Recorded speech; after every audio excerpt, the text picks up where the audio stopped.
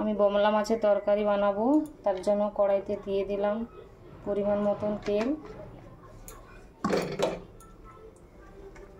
দিয়ে দিলাম পেঁয়াজ কুচি,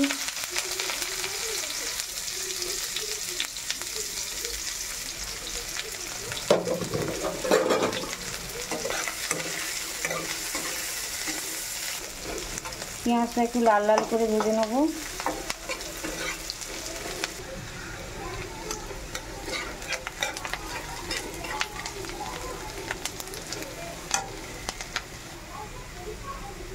দিয়ে দিলাম আদা রসুন বাটা,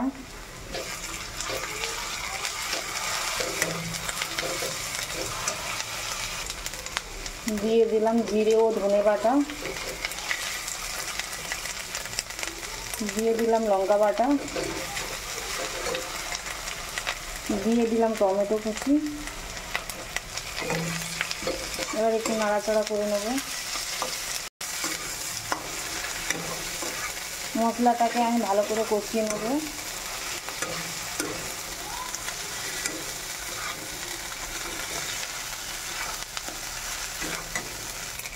দিয়ে দিলাম সামান্য জল, দিয়ে মশলাটা আমি একটু ভালো করে কষিয়ে নেব। যতক্ষণ না মশলা থেকে তেল ছাড়ছে ততক্ষণ না মশলাটা করতে থাকবে। দিয়ে দিলাম হলুদের গুঁড়ি,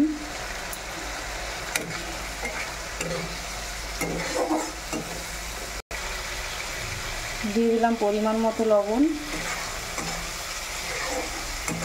একটু নাড়িয়ে নেব। আমার মশলাটা কষা হয়ে এসছে। এবারে আমি মাছটা দিয়ে দেবো। এবারে আমি মাছটা দিয়ে দিচ্ছি, দিয়ে মশলার সঙ্গে মাছটাকে ভালো করে নাড়িয়ে নেব।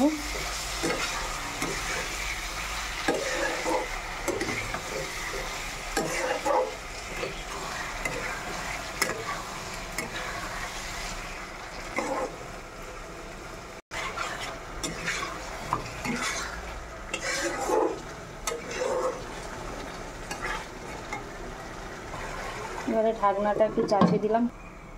বন্ধুরা, আবার কিছুক্ষণ বাদে ফিরে আসলাম। এবারে আমি মাছের ঝালটাকে একটু নাড়িয়ে দেবো। বমলা মাছ বেশি নাড়া যাবে না, নাড়লেই ভেঙে যাবে। এরকম হালকা হালকাভাবে হতে থাকবে। এবারে আমি ঢাকনাটা খুলে দিলাম, দিয়ে হালকা করে নাড়িয়ে দিলাম।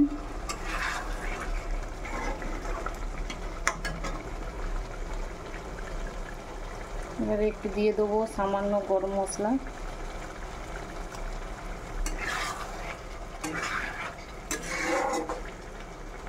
মাছটা এবার হতে থাকবে, জলটা মরে যাবে। দিয়ে দিলাম 3টে কাঁচা লঙ্কা।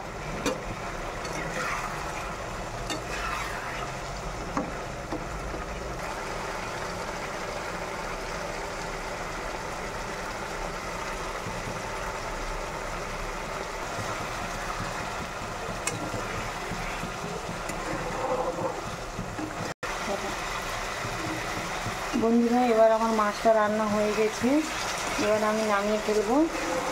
আমার ঝোল মরে গেছে, শুকনো শুকনো হয়ে এসছে। বন্ধুরা, আমার তরকারিটা হয়ে গেছে। এবার আমি গামলিতে নামিয়ে ফেলেছি। কেমন হয়েছে তোমরা কমেন্টে জানিবে।